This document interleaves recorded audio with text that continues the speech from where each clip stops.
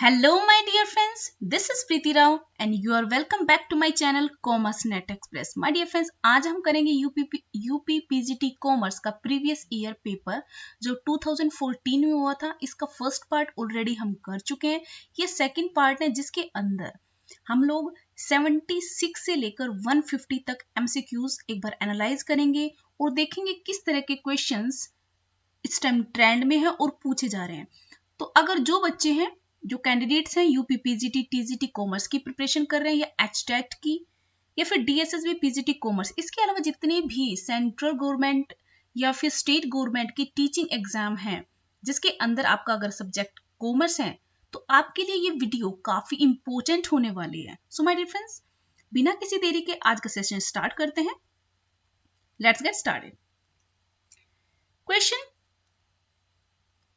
76, scope of human resource management is. Question is asking कि जो human resource है उसका हमारा स्कोप क्या होता है।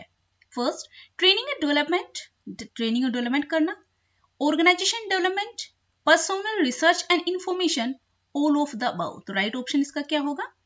फोर्थ।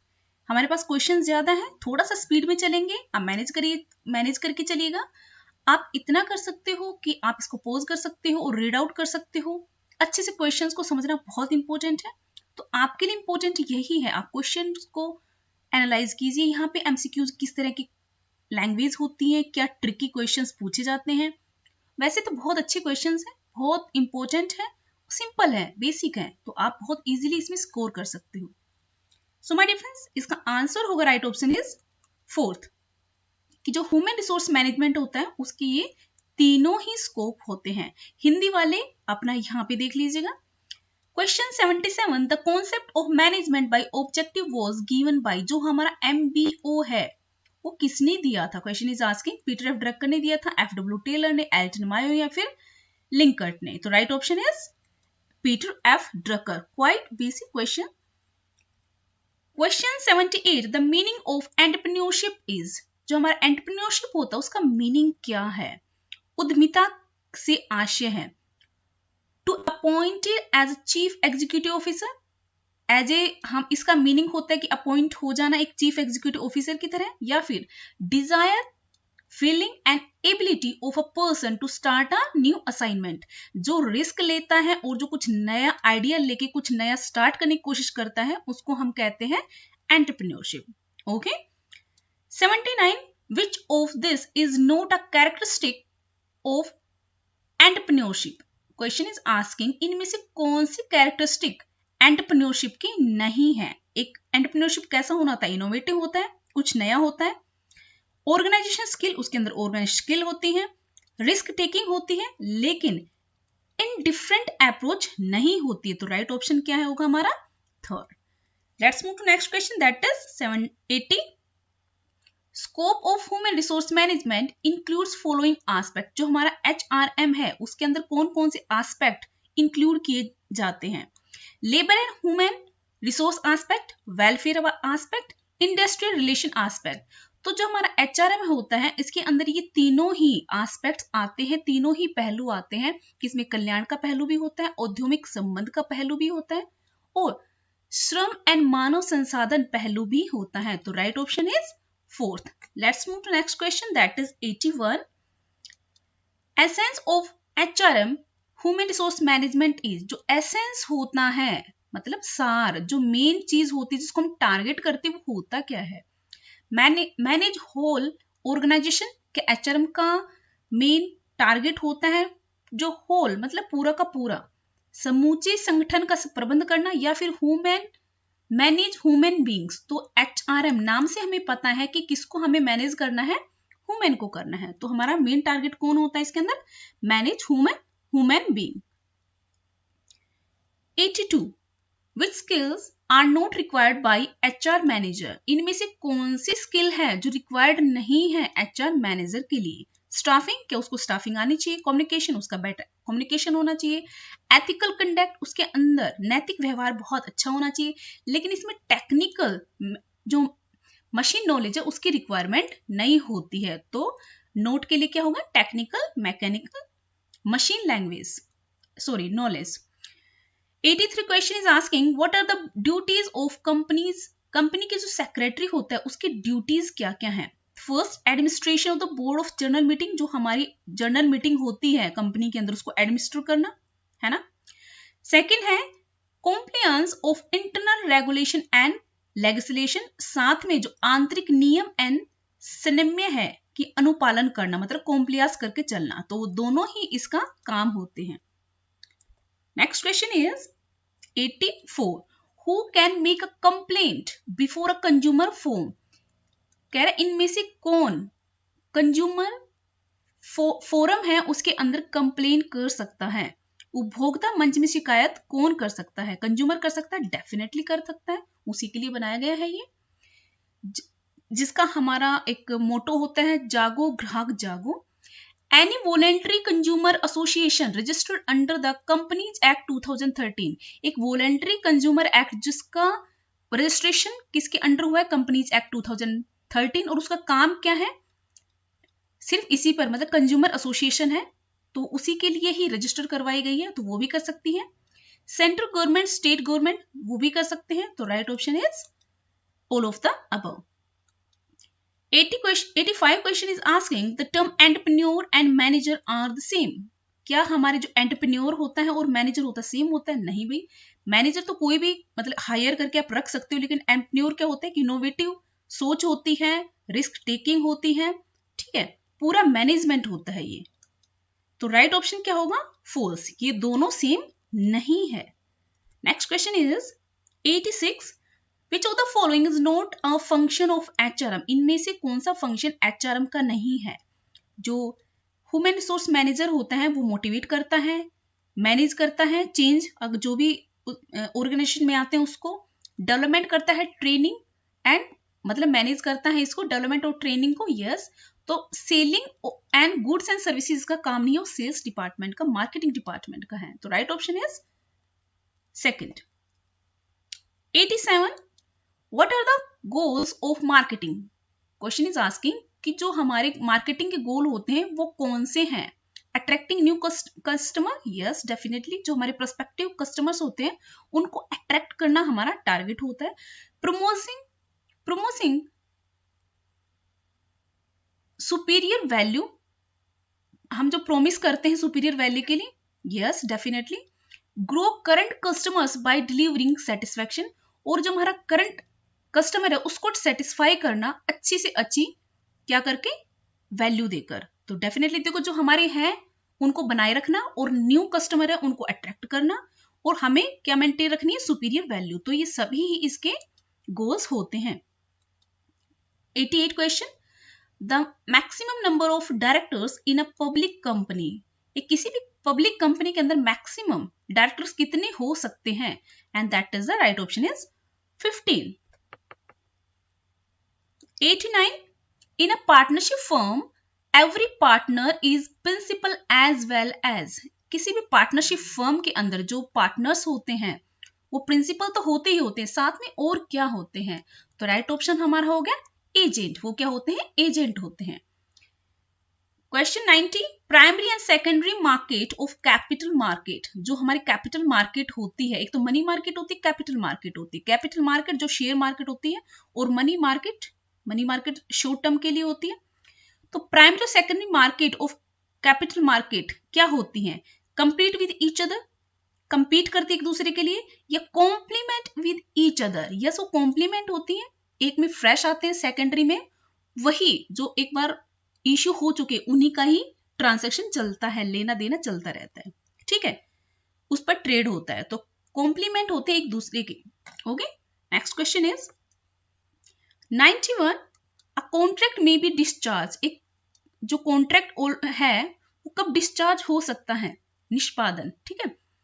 तो फर्स्ट है परफॉर्मेंस ऑफ कॉन्ट्रैक्ट, आपने उसको कॉन्ट्रैक्ट को कंप्लीट कर दिया, परफॉर्म ही कर दिया, तो बिल्कुल डिस्चार्ज हो ही जाएगा वो। ऑपरेशन ऑफ द लॉ कहता है तभी डिस्चार्ज हो जाता है।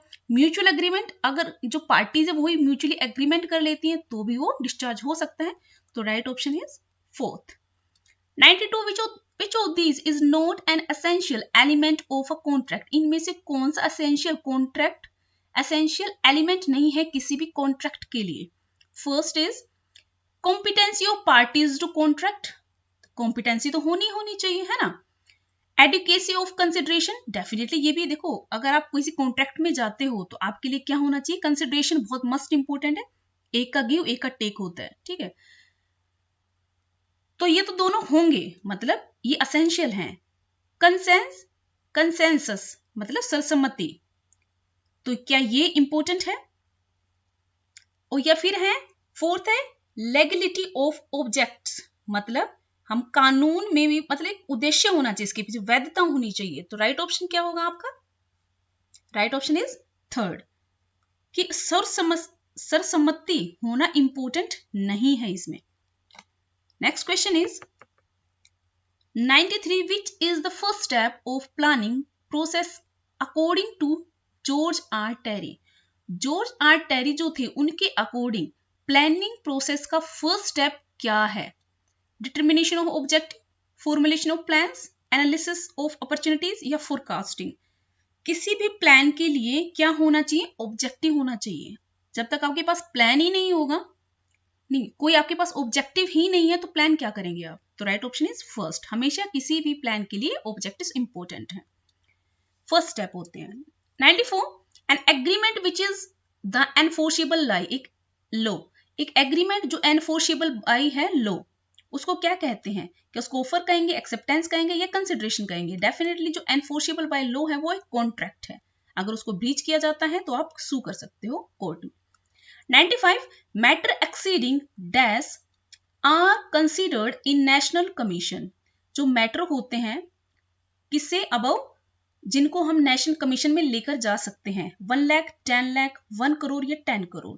देखिए जो पुराना है उसके अकॉर्डिंग तो थर्ड रहेगा, और न्यू जो है उसके अकॉर्डिंग कौन सा रहेगा, 10 करोड़। तो इनमें से आई हैव नो आइडिया, क्योंकि इसमें एक्ट तो दे नहीं रखा है, तो इनमें बोर्ड ने कौन सा कंसिडर किया, आई हैव नो आइडिया। लेकिन जो ओल्ड है उसके अकॉर्डिंग है थर्ड, और जो न्यू आया है उसके अकॉर्डिंग है रूल 10 करोड़। तो इन केस आपका फ्यूचर में कभी इस तरह का क्वेश्चन देखने को मिल जाए तो अपना डेट देख लीजिएगा कौन से एक्ट के अंदर बोला गया है, तो हो सकता है इस टाइम तो न्यू ही आएगा, तो 10 करोड़ देख लीजिएगा अपना, okay. 96,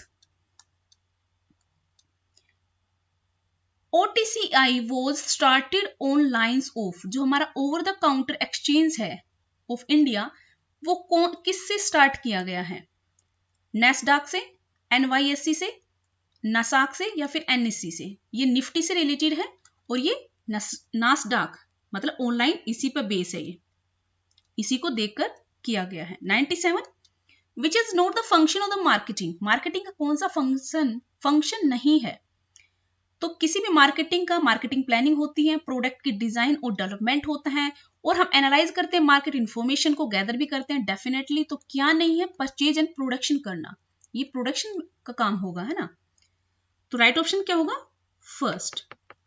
98, which of the following is not element of marketing mix, इनमें से मार्केटिंग मिक्स का कौन सा एलिमेंट नहीं है। Product price place and promotion, जो मैकार्थी ने दिए थे उनके अकॉर्डिंग जो पैकेजिंग है वो इसके अंदर इंक्लूड नहीं होती, क्योंकि वो पार्ट ऑलरेडी होता है प्रोडक्ट का, है ना। तो राइट ऑप्शन क्या होगा, fourth. 99, if director of a company is mind then secretary is, किसी कंपनी का अगर डायरेक्टर माइंड है, मतलब जो पॉलिसी मेकर है वो है, तो सेक्रेटरी को क्या माना जाता है, तो उसको क्या माना जाता है, उसका कान, आंख एंड एवं हाथ, ठीक है, year, eyes and hand. 100, feature of the marketing research is, जो हम मार्केटिंग रिसर्च करते हैं उसके फीचर्स क्या होने चाहिए, इंटेंसिव स्टडी होनी चाहिए, साइंटिफिक अप्रोच होना चाहिए, डिसीजन टूल्स होने चाहिए। तो ये तीनों ही एक मार्केटिंग रिसर्च में इंपॉर्टेंट है, टूल वो है, फीचर्स होते हैं। तो right option is fourth. Who said this, marketing comprises both buying and selling activities. Question कह रहा है किसी ने स्टेटमेंट दी थी, इनमें से किसी ने एक ने स्टेटमेंट दी है कि जो मार्केटिंग होती है वो कंप्राइजेस होती है बोथ सेलिंग एंड बाइंग का, एक्टिविटीज का। तो किसने बोला था, तो इसके अकॉर्डिंग राइट ऑप्शन होगा, पेल ने बोला था सेकंड। किसने बोला था, पेल ने। लर्निंग बेस्ड क्वेश्चन है, आपको लर्न करना पड़ेगा वो। 102 sorry, scope of marketing includes, जो हमारे मार्केटिंग है उसके कौन कौन से स्कोप होते हैं? तो एक प्रोडक्ट और अ सर्विस, यस। पर्सन और अ प्लेस, डेफिनेटली। आइडिया और एक्सपीरियंस, देखो स्कोप मार्केटिंग के बहुत ज्यादा वास्ट है, कोई एक लिमिट से प्रोडक्ट या सर्विस से ही लिमिटेड नहीं है, या फिर पर्सन या प्लेस से ही लिमिटेड नहीं है, तो इसके एक वास्ट स्कोप होता है। तो right option is fourth. 103rd, mode median are, जो हमारे मोड और मीडियन एवरेज होते हैं वो कैसे एवरेज होते हैं? Arithmetic mean, progressive mean, divisional mean, या फिर पोजिशनल? काफी लड्डू क्वेश्चन है, जिसने स्टैटिक्स पढ़ी है वो बता सकते हैं क्या होते हैं, पोजिशनल एवरेज होते हैं।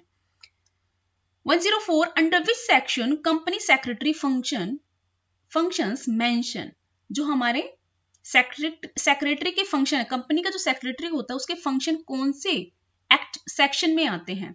तो वो कौन से आते हैं? सेकंड में, सेकंड सेक्शन 205। और जो ऑडिटर होता है उसके किस में आते हैं? सेक्शन 143 में। ठीक है, तो याद रखिएगा सेक्रेटरी किससे रिलेटेड है, सेक्रेटरी के फंक्शन किस में दिए गए? सेक्शन 205 में। 110, the most important scheme to increase employment in rural areas of India is, question is asking, सबसे मोस्ट इंपोर्टेंट स्कीम क्या हो सकती है रूरल एरिया के अंदर एम्प्लॉयमेंट को इंक्रीज करने के लिए? हमें इंक्रीज करना है, उसके लिए मोस्ट इंपोर्टेंट स्कीम कौन सी है? नेशनल रूरल लाइवलीहुड मिशन, स्वर्ण जयंती, शहरी रोजगार योजना, या फिर national rural employment guarantee scheme? तो right option is third. Which book was wrote by Henry Fayol in French language in 1916? जो हमारे हेनरी फ्योल थे वो फ्रेंच थे और उन्होंने फ्रेंच लैंग्वेज में एक बुक लिखा था 1916 में, तो उसका नाम पूछा है। तो राइट ऑप्शन उसका क्या होगा? First, administration industrial journal. Okay, let's move to next question, that is 106। There are need of economic reforms since 1991 because, जो हमारे 1991 में रिफॉर्म्स किए गए थे इकोनॉमिक जो रिफॉर्म्स आए थे उनका बेस क्या था, क्या रीजन था, क्या जरूरत पड़ी थी उनकी? To check on wastage of resources, बिल्कुल जो हमारे वेस्टेज हो रहे थे रिसोर्सेज, मतलब प्रोडक्टिव एक्टिविटीज उनसे नहीं हो रहा था, कुछ रिजल्ट नहीं निकल रहा था, और हमारे रिसोर्सेज थे नेचुरल रिसोर्सेज वो भी वेस्ट हो रहे थे। For incentive to the foreign investment, और हमें क्या चाहिए था? फॉरेन इन्वेस्टमेंट भी चाहिए था डेवलपमेंट के लिए। Third, to remove unnecessary and strict policies and rule, जो रिस्ट्रिक्शंस लगा रखे थे उनको भी रिमूव करने की मतलब जरूरत पड़ गई। तो राइट ऑप्शन क्या हो गया? Fourth. Which element is not included in economic reforms, जो हमारे रिफॉर्म्स हुए थे 1991 में, तो इनमें से कौन सा इंक्लूड नहीं है? हम जानते हैं एलपीजी नाम से कि लिबरलाइजेशन, प्राइवेटाइजेशन और ग्लोबलाइजेशन, तो इसमें कौन सा इंक्लूड नहीं है? फर्स्ट इंक्लूड नहीं है।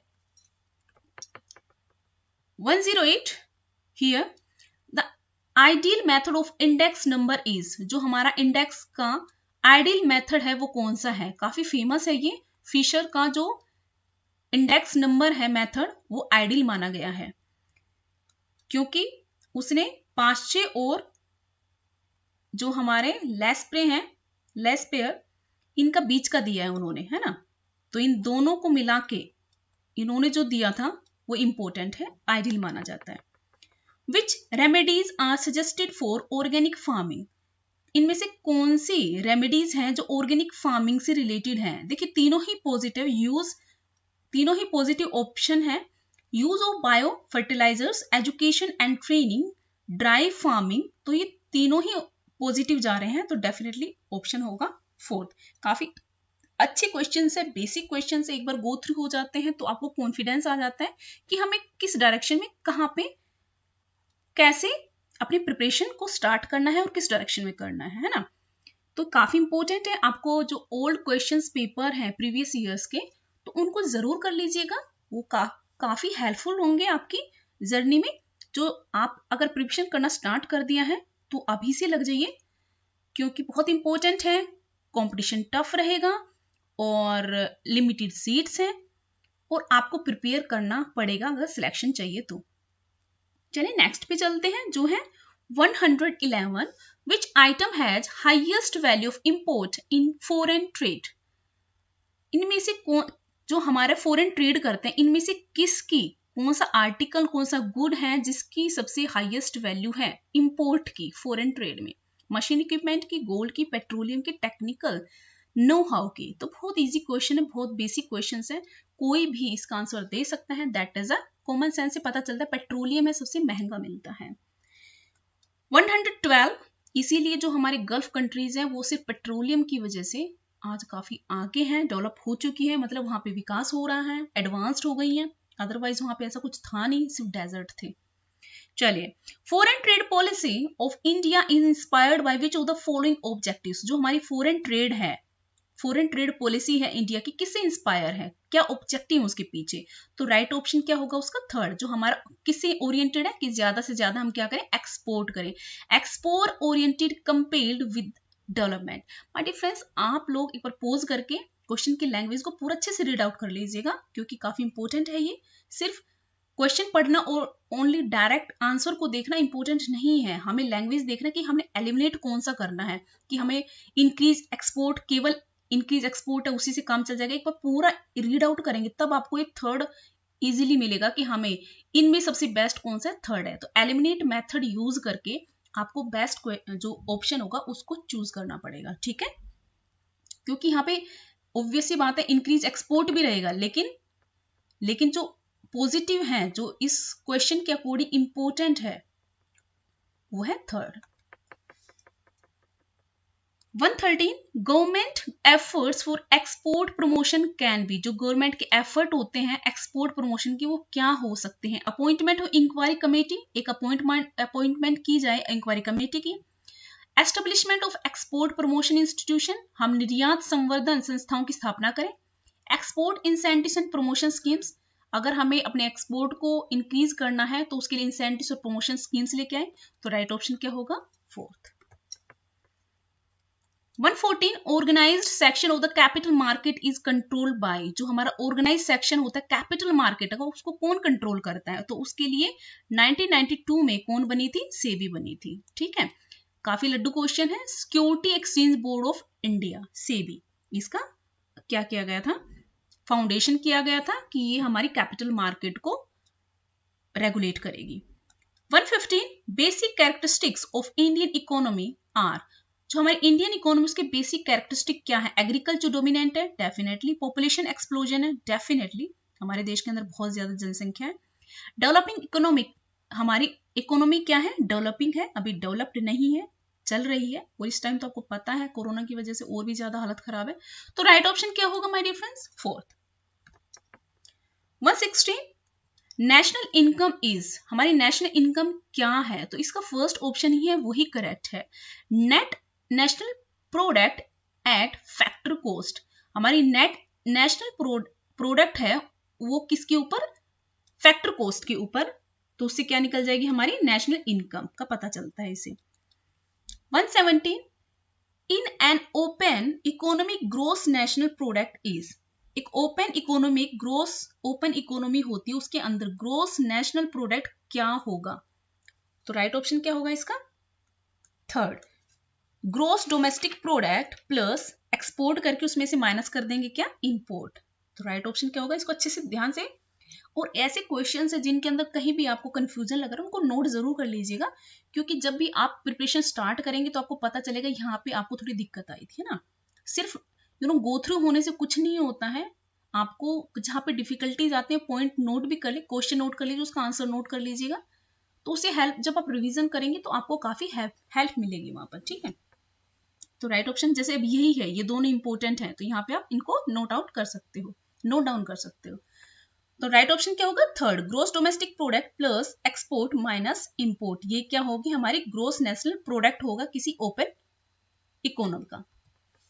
118, central budget includes, central budget क्या इंक्लूड करता है? Revenue receipt and revenue expenditure, किसी भी कंट्री का revenue receipt and expenditure, capital receipt and capital expenditure, fiscal deficit और ऑल ऑफ द अबव। तो राइट ऑप्शन क्या होगा my dear friends? Fourth, all of the above. ये सभी ही include किए जाते हैं बजट के अंदर। The basis of apportionment and distribution of taxes collected by the central and state government is decided by, मतलब किस रेशियो में इनको डिवाइड किया, जो हमें कलेक्ट कर लिए, हमारे जितने भी टैक्सेस कलेक्ट किए उनको अब डिस्ट्रीब्यूट किया जाता है सेंट्रल स्टेट गवर्नमेंट में। वो कौन डिसाइड करता है? प्लानिंग कमीशन करेगा, पॉलिसी कमीशन करेगा, फाइनेंस कमीशन करेगा, फाइनेंस मिनिस्टर करेगा। तो ये कौन करता है? फाइनेंस कमीशन करता है। ठीक है, कि भाई किसी केंद्र एवं राज्यों के करों में होने वाली आय का अनुभाजन एवं वितरण के आधार पर निर्धारण कौन करेगा? वो करेगा वित्त आयोग। 120 present export import policy in India declared on, present में जो चल रही है एक्सपोर्ट इंपोर्ट पॉलिसी वो कब डिक्लेयर की गई इंडिया के अंदर, ये बताना है आपको। तो इसका राइट ऑप्शन क्या होगा? 1 अप्रैल 2015। ये कब की गई थी? 1 अप्रैल 2015। इसको नोट डाउन कर लीजिए। Models based on statistical data are called, जो मॉडल्स होते हैं किस पर बेस्ड? स्टैटिकल डाटा के ऊपर, उनको क्या कहा जाता है?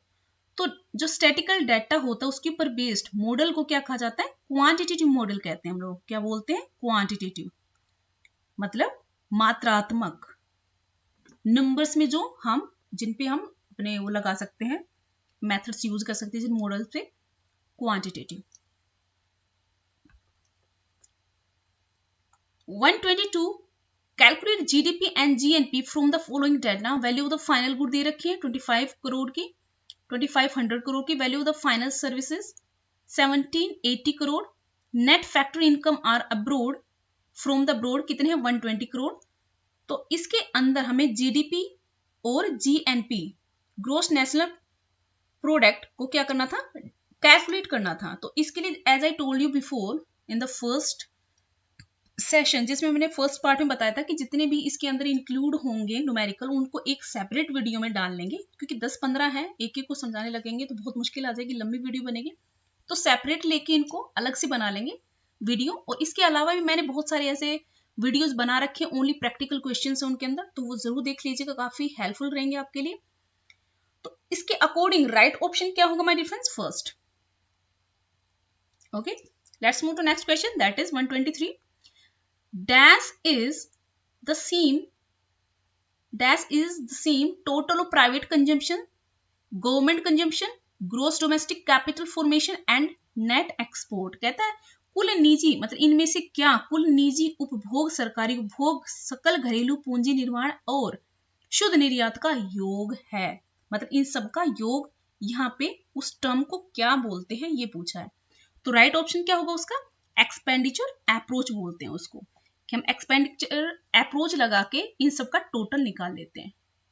उससे क्या पता चल जाएगा हमें? एक्सपेंडिचर पता चल जाएगा हमें। Okay, next is 124, which is the criticism of a marshals definition production approach. जो मार्शल ने जो डेफिनेशन दी थी प्रोडक्शन अप्रोच की, उसका क्रिटिसिज्म पूछ रहा है कि इनमें से कौन सा है। तो कौन सा हमारे फ्रेंड्स? डिफिकल्टी इन कंपैरिजन, जो उन्होंने अप्रोच दी थी वो डिफिकल्ट है कंपैरिजन में। डिफिकल्टी इन एन्यूमरेशन, उसको एन्यूमरेट करने में डिफिकल्टी आती है। Difficulties of barter system end of self consumption, तो ये भी उसका क्रिटिसिज्म है। तो राइट ऑप्शन क्या होगा? Fourth. Which bank has been established for the purpose of export promotion. अब यहाँ पे ओनली एक्सपोर्ट की बात कर रहा है, तो एक्सपोर्ट प्रमोशन के लिए इंडिया के अंदर कौन सा बैंक को एस्टेब्लिश किया है? तो वो क्या है हमारा? Export import bank. 126, who helps in development and strengthening of domestic economy of LDC. तो कह रहा है कौन हेल्प करता है डेवलपमेंट एंड स्ट्रेंथनिंग में डोमेस्टिक इकोनॉमी में? तो कौन करेगा? जो हमारे, हम देखिए, जो हमारे इकोनॉमिक रिफॉर्म्स किस लिए आते हैं? कि जो हमारे डोमेस्टिक इकोनॉमी है उसको हम स्ट्रेंथन कर पाए, इसीलिए इकोनॉमिक रिफॉर्म्स लाए जाते हैं। तो राइट ऑप्शन क्या है? Third. 127, tidal park is situated at. जो टाइडल पार्क है वो कहाँ सिचुएटेड है? तो वो है चेन्नई में। 128, in which sector economic reform 1991 applied, कहता है किस सेक्टर के अंदर इकोनॉमिक रिफॉर्म्स जो 1991 में आए थे वो कहाँ, मतलब किस किस में आए थे, कौन कौन से सेक्टर्स में आए थे इकोनॉमिक रिफॉर्म्स? इंडस्ट्रियल सेक्टर में, बैंकिंग सेक्टर में, फॉरेन ट्रेड सेक्टर में, तो ये सभी में ही रिफॉर्म्स आए थे। ठीक है, जो रिफॉर्म्स आते, इकोनॉमिक रिफॉर्म्स आते हैं, उस पूरे हमारी इकोनॉमी में इफेक्ट डालते हैं। सभी सेक्टर्स में रिफॉर्म्स आए थे ये। 129 इन 2012 से 13 which disputed sector is open for the foreign investment. 2012-13 में एक डिस्प्यूट आया था किसी पर्टिकुलर सेक्टर के लिए कि इसके अंदर फॉरेन इन्वेस्टमेंट नहीं आना चाहिए, तो कौन सा था? तो वो कौन सा था my dear friends? Multi brand retail की जो हमारे लोकल जो थे डोमेस्टिक, उन्होंने मना किया था कि मल्टी ब्रांड रिटेल नहीं आने चाहिए, क्योंकि उसकी वजह से उनके जो बिजनेस है वो कमजोर पड़ जाएगा, है ना, डोमेस्टिकली कमजोर पड़ जाएगा। लेकिन अब तो हटा दिया गया है, अब तो डिस्प्यूट है भाई इनके फेवर में गया है। चलिए 130 which of the following is suggested for the successful implementation of the green revolution। जो हमारा ग्रीन कहता है, जो हमारा जो ग्रीन रिवोल्यूशन आया था, सक्सेसफुली इंप्लीमेंट हुआ था, उसमें क्या क्या सजेस्टेड था? Administrative efficiency, encouragement to cooperative farming, coordination between the various departments. तो राइट ऑप्शन क्या होगा? ये मतलब बहुत फैक्टर्स तो बहुत सारे थे, लेकिन ये तीनों पॉजिटिव हैं, तो इसकी वजह से क्या आएगा? ऑल ऑफ द अबव, कि इन्होंने काफी हेल्प की थी हमारे जो ग्रीन रिवोल्यूशन हुआ था, उसको सक्सेसफुल बनाने में। ठीक है, या ये ऐसे कह सकते हो कि भाई ये इंपॉर्टेंट है ग्रीन रेवोल्यूशन के लिए, रिवोल्यूशन के लिए, कि भाई आप क्रांति लेके आना चाहते हो, तो ये फैक्टर्स वो हैं जो उसको सफल बनाएंगे, ये सजेस्टेड है। ठीक है, next question is 131 target plus scheme accelerate. जो हमारी टारगेट प्लस स्कीम है वो किसको टारगेट करती है? वो किसको करती है? Growth of the export. Okay, right option is second. Main hurdle of export promotion is, हम लोग अगर जो एक्सपोर्ट प्रमोशन करते हैं उसके अंदर हर्डल्स कौन से आते हैं, मुश्किल कौन सी आती है? First, increase in the internal demand, higher production cost और कंपटीशन। ये तीनों ही क्या है? हर्डल्स बन जाते हैं एक्सपोर्ट प्रमोशन के लिए। कंपटीशन होता है, हाई प्रोडक्शन कॉस्ट होती है हमारे इंडिया में, क्योंकि टेक्नोलॉजी कम है, यहाँ पे इनोवेटिव नहीं है, कंपटीशन बहुत ज्यादा है, और मार्केट में खुद की ही डिमांड बहुत ज्यादा है, इंटरनली डिमांड काफी है। एक्सपोर्ट तो तब करो जब अपनी खुद की डिमांड कंप्लीट होगी तब। चलिए 133 the response of employment to growth in GDP is known as. एक ऐसा रेस्पॉन्स जिससे क्या बोला जाएगा? एम्प्लॉयमेंट में ग्रोथ होगा इन जीडीपी, मतलब जीडीपी से हमें पता चल रहा है कि एम्प्लॉयमेंट में ग्रोथ हो रहा है, तो उसको क्या कहते हैं? एम्प्लॉयमेंट इलास्टिसिटी ही बोलते हैं उसको। ठीक है, क्या बोलते हैं? Employment elasticity. First, there is not always full employment in a developed capitalist economy, this statement was given by. कहता कोई भी फुल एम्प्लॉयमेंट किसी भी, ऐसे कहा जाता है ना कि जो कैपिटलिस्ट इकोनॉमी होती है वो फुल्ली, मतलब उसके अंदर एम्प्लॉयमेंट फुल होता है, जैसे हमारी यूरोपियन कंट्रीज है या फिर हमारी जो वेस्टर्न कंट्रीज है, उसके वो सभी डेवलप्ड है, वो सभी क्या कैपिटलिस्ट है। तो ऐसे कह रहा है ऐसा नहीं हो सकता, कि ये इंपॉर्टेंट नहीं है कि अगर आपकी कैपिटलिस्ट इकोनॉमी है तो वहां पे फुल एम्प्लॉयमेंट मिलेगा ही मिलेगा। ये किसने दिया ये स्टेटमेंट? कार्ल मार्क्स ने, लॉर्ड ने, माल्थुस ने, या फिर माइकल स्टेवर्ट ने? तो माय डियर फ्रेंड्स, ये किसने दिया था? लॉर्ड ने, कीन्स ने। ठीक है, next is 135 which one of the following scheme was launched with the objective of helping the poor in the rural areas to become self employed। कहता है इनमें से वो कौन सी स्कीम थी जो लॉन्च की गई, उसका ऑब्जेक्टिव क्या था? जो रूरल एरिया में पब्लिक है उनको सेल्फ एम्प्लॉयड बनाया जाए, उनकी हेल्प की जाए सेल्फ एम्प्लॉयड बनाने के लिए। तो उसके लिए जो स्कीम बनाई गई थी उसको कहते हैं IRDP। 136 India's first finance commission was established by. जो हमारा इंडिया में फर्स्ट फाइनेंस कमीशन होता है वो किसने एस्टेब्लिश किया था और कौन से सेक्शन के अंडर? इसमें ये पूछा है, तो राइट ऑप्शन इसका होगा सेकंड। प्रेसिडेंट ऑफ इंडिया ने इसको एस्टेब्लिश किया था। ठीक है, प्रेसिडेंट ऑफ इंडिया ने 1951 में, और कौन से सेक्शन में? 230 8 सेक्शन के अंडर, प्रेसिडेंट ऑफ इंडिया 1951 में। Okay, next is 137 national horticulture mission started in, जो हमारा हॉर्टिकल्चर आया था बागवानी वाला, राष्ट्रीय बागवानी मिशन कब शुरू किया गया था? तो इसके अकॉर्डिंग राइट ऑप्शन क्या होगा? 2005-2006 में। ठीक है, जो हॉर्टिकल्चर मिशन आया था कब स्टार्ट किया गया था? 2005 से 6 में। Best method to measure the dispersion is, जो हमारा डिस्पर्जन होता है उसके लिए कौन सा मेथड बेस्ट माना गया है? तो उसके लिए कौन सा माना गया है? स्टैंडर्ड डेविएशन को बेस्ट मेथड माना गया है। 139 the most successful cooperative in India is, एक कोऑपरेटिव सोसाइटी के अंडर जो बिजनेस चल रहा है उनमें से कौन सी है जो सक्सेसफुल है, मोस्ट सक्सेसफुल है? वो क्या है? अमूल, जो गुजरात में है। ठीक है, Amul most successful cooperative society है इंडिया के अंदर। MRTP एक्ट स्टैंड्स फॉर, जो हमारी MRTP एक्ट है उसका मतलब क्या है? तो उसका मतलब है, फुल फॉर्म है उसकी, monopolies and restrictive trade practice act. Okay, ये 1969 में था। 141 crop rotation and green manure are related to which technique, हम क्रॉप को रोटेट करते हैं और ग्रीन मैन्योर बनाए रखते हैं, वो टेक्निक किससे रिलेटेड है? उससे क्या होता है? ऑर्गेनिक फार्मिंग होती है और सोइल मैनेजमेंट भी होता है। ठीक है, तो राइट ऑप्शन क्या होगा? बोथ 1 और 2। आपके सामने एक पिक्चर दी गई है। ठीक है, वो कहता है ये क्या रिप्रेजेंट कर रहा है? ये जो डायग्राम है ये किसको रिप्रेजेंट कर रहा है? इसमें ये पूछा है, तो इसमें किसको कर रहा है? लोनेबल फंड मॉडल, ये एक लोनेबल फंड मॉडल है। Okay, let's move to next question, that is 143 prepaid rent account is, जो हमारा प्रीपेड रेंट अकाउंट होता है वो किस तरह का अकाउंट होता है? तो वो कैसा होता है हमारा, माय डियर फ्रेंड्स? एक पर्सनल अकाउंट है, रिप्रेजेंटेटिव पर्सनल अकाउंट है।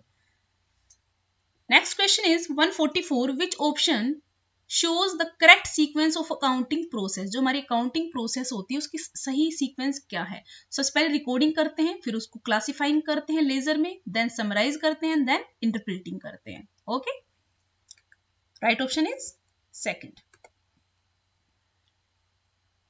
The credit for the new economy, जो हमारे न्यू इकोनॉमिक पॉलिसीज आई थी उनका क्रेडिट किसको जाता है? तो राइट ऑप्शन क्या होगा माय डियर फ्रेंड्स? सेकंड, जो हमारे PV नरसिम्हा थे प्रधानमंत्री और उनके साथ डॉक्टर मनमोहन सिंह उस टाइम में क्या थे? हमारे इकोनॉमिस्ट थे इंडिया के अंदर, तो इन्हीं को ही श्रेय दिया जाते हैं। हमारे इंडिया के अंदर जितने भी इकोनॉमिक रिफॉर्म्स आए थे उन्होंने बहुत अच्छा काम किया था इंडिया के लिए, तो ये दोनों ही। Okay, right option is second. The arithmetic mean for the following data of mark obtained by 50 students of the class will be, ये मार्क्स दे रखे हैं, स्टूडेंट्स दे रखे हैं, इनसे अर्थमेटिक मीन निकालना है इस डाटा से। तो राइट ऑप्शन इसका क्या होगा my dear friends? That is a second, 30। Arithmetic mean क्या निकलेगा इसका? 30। 147 object of adjustment entry is, हमारे ऑब्जेक्ट क्या है एडजस्टमेंट एंट्री करने का? To know the correct gross profit, correct net profit and to know correct finance position.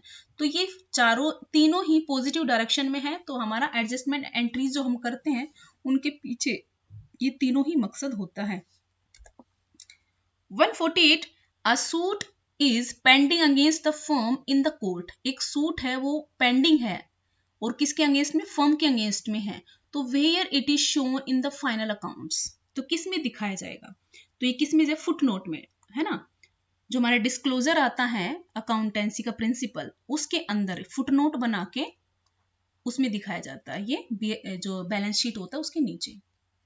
Okay, कोई भी कॉन्टिजेंसी लायबिलिटीज होती हैं उनको फुटनोट में दिखाया जाता है। Okay, now 149 under which concept the owner of a business is considered as a creditor, कहता है इस कौन से कॉन्सेप्ट के अंडर एक ओनर को बिजनेस के अंदर क्रेडिटर माना जाता है? तो कौन सा है? जो हमने अपना सेपरेट एंटिटी कॉन्सेप्ट, पृथक अस्तित्व अवधारणा, प्रिंसिपल कॉन्सेप्ट है अकाउंटेंसी का, उसके अंडर माना गया है कि जो ओनर होता है बिजनेस का वो भी एक तरह से क्या होता है, क्रेडिटर होता है, कि भाई बिजनेस को उसको भी पैसे वापस करने, उसकी लायबिलिटीज भी बनती है वापस करने की, ठीक है, क्योंकि जो मालिक होता है, ओनर होता है, उसने भी तो पैसे लगाए हैं। तो दोनों के किस वजह से, सेपरेट एंटिटी कॉन्सेप्ट की वजह से। 150 which of the following can be recorded in journal proper, कहते हैं इनमें से कौन सा जर्नल प्रॉपर में रिकॉर्ड किया जाएगा, रिकॉर्ड किया जा सकता है। तो transfer entries, adjustment entries, journal proper में transfer entries, opening and closing entries, इसके अंदर एक और था ऑल ऑफ द अबव, ठीक है, तो ये सभी हो सकती हैं जनरल प्रॉपर में। ट्रांसफरिंग एंट्रीज भी होती हैं, एडजस्टमेंट एंट्रीज भी होती है, ओपनिंग एंड क्लोजिंग एंट्रीज भी होती हैं, ठीक है, तो किस में जाती है, सब ये जनरल प्रॉपर में जाती हैं। ये फोर्थ जो डी है वो यहाँ पे मिस्ड है, ऑल ऑफ द अबव, ठीक है, manage it. So my dear friends, this is all about today. Oh, just hold on. There is something else. Okay, just look here. यहाँ पे है कि एक ओपनिंग एंड क्लोजिंग स्टॉक, अच्छा ये अलग से एंट्रीज दे रखी हैं और यहाँ पे ऑप्शन है, तो ये सभी क्या है, rectifying entries, adjusting entries, entries, transfer entries और ओपनिंग एंड क्लोजिंग एंट्रीज, ये सभी जनरल प्रॉपर का पार्ट है। तो राइट ऑप्शन क्या होगा इसका, first. So my dear friends, this is all about today. Thank you so much, good luck, good bye.